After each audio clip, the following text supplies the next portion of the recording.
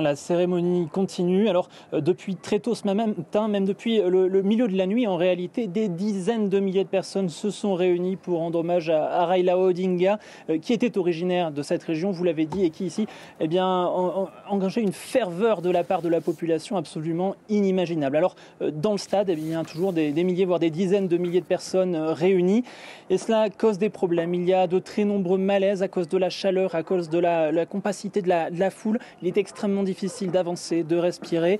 Et puis il y a aussi eu des bousculades qui de nouveau ont fait des blessés, des centaines de blessés, me disent mes confrères kenyans qui sont présents sur place.